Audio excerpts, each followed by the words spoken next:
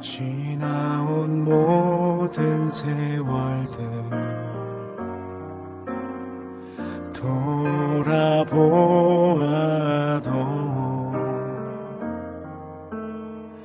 그 어느 것 하나 주의 손길 안 미친 것 전혀 없네. 오신실하신 주, 오신실하신 주, 내 너를 떠나지도 않으리라, 내 너를 버리지도 않으리라. 약속하셨던 주님, 그 약속을 지키사 이후로도 영원토록 나를 지키시리라 확신하네. 할렐루야. 오늘도 하나님의 말씀으로 하루를 여는 여러분을 사랑하고 축복합니다. 여러분 혹시 내가 옳은 결정을 하고 있는 것일까 고민해 보신 적이 있으신가요? 사람의 인생에는 수많은 선택의 순간들이 찾아오지요.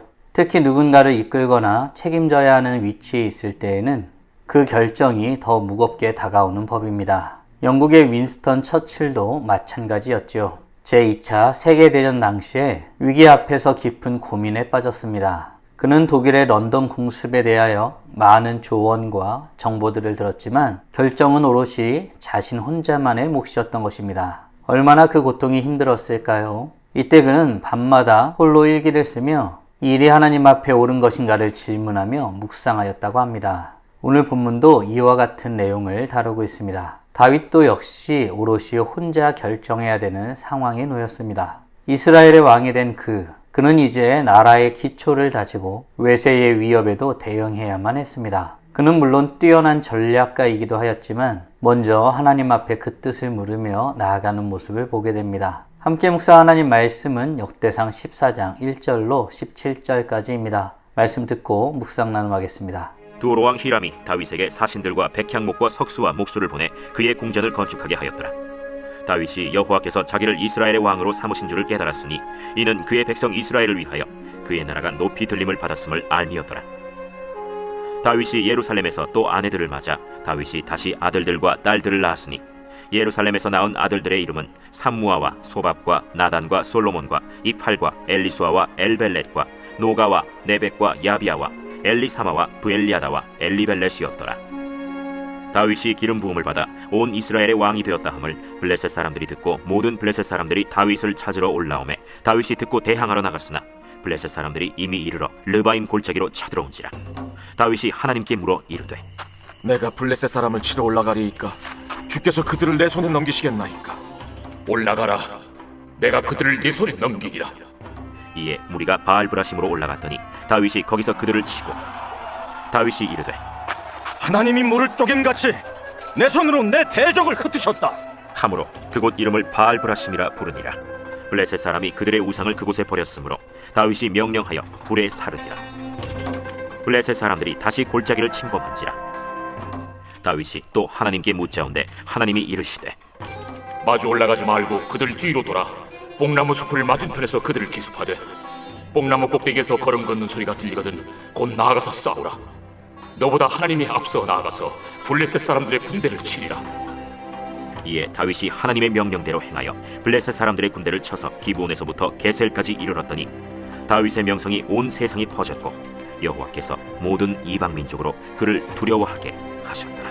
오늘 본문은 크게 세 부분으로 나눌 수 있지요. 첫 부분은 다윗의 통치가 인정되어지고 주변 나라들이 외교적 관계를 맺게 되어지는 부분입니다. 두 번째는 다윗의 가정이 번성하게 되는 내용이고, 세 번째는 블레셋과의 두 번의 전쟁, 그 안에서 하나님 앞에 묻고 승리하는 내용을 다루고 있습니다. 다윗은 정치, 외교, 그리고 가정과 전쟁 모든 부분에 있어서 하나님의 인도하심을 구하였습니다. 그리고 그로 인하여 하나님께서 친히 그 앞길을 여시는 그 놀라운 일들을 경험하며 명성도 쌓게 되어지는 것을 보게 됩니다. 이때 다윗은 무엇을 깨달았을까요? 그 고백이 주는 의미는 무엇일까요? 2절입니다.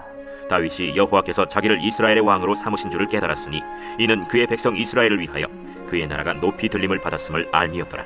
아멘. 다윗은 하나님이 자신을 이스라엘의 왕으로 삼으신 줄을 알게 되었습니다. 다시 풀어 말하자면 다윗이 왕이 된 이유가 자신 때문이 아니라 하나님 때문인 것을 분명히 알았다는 것입니다. 무엇보다 중요하게 여길 것이 있습니다. 그것은 자신의 나라가 높이 들림받는 이유가 다윗 자기 자신을 위한 것이 아니라 백성을 위한 것임을 깨달았다는 것입니다. 사랑하는 성도 여러분, 우리 자신에게 질문해 봅시다. 우리는 내가 가진 명예와 자리, 그 모든 것이 누구로 말미암는다고 고백하고 있나요? 그리고 그것을 누구를 위하여 사용하길 원하고 있나요? 하나님이 높여주신 인생은 결국 나 자신을 위한 자리가 아니라 사람들을 섬기기 위한 자리가 됨을 말씀을 통해서 확인하게 됩니다. 세상은 자기 이름을 드높이는 것이 성공이라고 말하지만 하나님 나라에서는 하나님과 하나님이 베푸신 사람들을 섬기는 것이 성공이라고 말합니다. 바라기는 우리 모두가 하나님께서 주신 모든 것들이 하나님으로부터 말미암고 하나님 나라를 위한 것임을 알아 청지기로서의 삶에 충실히 행하며 나아가는 복된 하나님의 자녀들 되길 간절히 소원합니다. 하나님께 이렇게 들림받은 다윗은 그 가정이 번성하는 축복을 누리게 되죠. 그러나 잘 되는 일에는 늘 역경이 찾아오게 마련입니다. 블레셋 사람들이 왕이 된 다윗을 찾아온 것입니다. 전쟁하자는 뜻이죠. 이때 다윗은 어떻게 행동했을까요? 10절입니다.